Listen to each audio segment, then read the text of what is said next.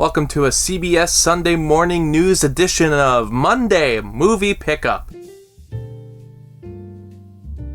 Of course, going through the Paramount Presents line again, this is Just Another Girl on the I.R.T. I actually don't know anything about this movie other than it had a very low budget. I think it was around $300,000. It might have even been less than that. But this is one of those movies that, this is what makes the Paramount Presents line so cool, is that they'll have a lot of popular movies on there, some from notable directors, and then they'll also have some of the lower budget things, such as this, that have just been waiting to get a Blu-ray release. This did not come with a 4K disc. I'm very curious to see what this movie's all about, and I'm really into that whole low budget style of filmmaking, so it's really cool to see what they can make for under $1 million. Then we have here the Jackie Chan Collection Volume 1. They've already announced Volume 2 from Shout Select. This is the 143rd Shout Select release. I've been trying to collect them now. I originally wasn't planning on doing that, but I've been getting so many. I don't know if you can see them down here. I decided maybe I'll stick with it. So I'm not going to go through all the different titles that were released. You can go online and check them out if you'd like. But every movie has its own individual disc, which I love. I'm a big fan of that. The packaging is okay. I mean, it's not stacking all the discs like flapjacks. But, you know, it's that clunky box that it keeps the disc safe, I guess. I read Jackie Chan's autobiography, and dude has a very interesting life.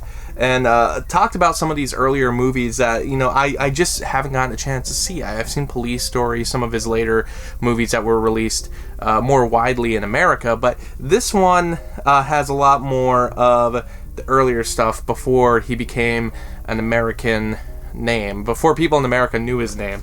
And like I said, Volume 2 is already on the way. It doesn't have every movie that Jackie Chan ever starred in, but there's just so many in there that it's crazy to actually see a comprehensive set that's going all the way back to the 70s, and I'm really curious to see what's going to be coming when they get to the later years. I have here some other releases. This is the 73rd release from Shout Select. This is This Gun for Hire, Robert Preston, Veronica Lake, older classic movie. That was the main reason I bought this. This was from the Shout Select sale, as was this other classic film, The Glass Key, which also has Veronica Lake. Just another classic Hollywood movie, just to grow that collection. And Shout Select's cool like that. They have some older classics, but they also have some more like 80s and 90s movies, like Suburbia here. This is from the director of Wayne's World. I've never seen any of the other movies that she directed, so Suburbia stuck out for me. And this is the 62nd film released for Shout Select. And then we have here The Burbs, which Tom Hanks, I'm a big Tom Hanks fan, but I've never actually seen this movie. I think I tried watching it a few years ago on one of the streaming services, but I never finished it. Not for disinterest, I never got back to it after I had stopped it a few minutes into it, and I know this is like an 80s cult classic, so very interested to see that. The T.A.M.I show and the big T.N.T show. This is actually a 2-disc set. This one I don't know too much about, except that this is the 9th release. I'd gotten some of the earlier Shout Select editions. I think I have everything 2 through 8. I wasn't able to get Buckaroo Banzai. It unfortunately is out of print, so it's going to be a while before I ever get that movie. Maybe if they release it on 4K at some point. Some of the Shout Select editions have hit 4K. And some of these earlier releases you just got to watch for the out of print status, because all of the films that were released starring Bruce Lee that were released through Shout Factory, they're all out of print now. You can get the Criterion set, but I mean the point is that a lot of these Shout Select editions are starting to go out of print. I don't think there's any currently on the website that's listed on its going out of print page, but I always watch for it, and I always try to get the movies before they hit that page anyway. The Best Picture winners. This is Kramer versus Kramer. I saw this movie years ago. Around that time that AFI list of top 100 movies came out, so that would have been like 2007, and I think this was on the list, or at least it was mentioned. And it was one of those movies that we rented from Blockbuster, because there were a lot of older movies on that AFI list that me and my sister had not seen. This was one of them. I don't really remember much about it. I might even be confusing this story. I know there were some other movies from that list that we borrowed from Blockbuster. I believe this was one of them. I know Love Story was one of them as well, which I don't know, was that? See, I'm trying to remember if some of these were on the AFI list or if they just mentioned. But anyway, all I know is that this is the movie that Dustin Hoffman was just absolutely awful to Meryl Streep on. So that's some great history for this movie. We have here Terms of Endearment, which I really don't know anything about this movie other than that it was like very well liked at the time, and nowadays I don't really hear anybody talk about it. And apparently it has Jack Nicholson in it, but he's not even on the cover, so I can't imagine how big of a role he has. I don't know. I really don't know anything about that one. And then we have A Beautiful Mind. I've actually seen this movie before. A fine enough movie. You can see why it won Best Picture. Cinderella Man comes with this 2-pack, which is just kind of a nice double. I think I'd seen Cinderella Man around the time it came out, so I would have been a young kid.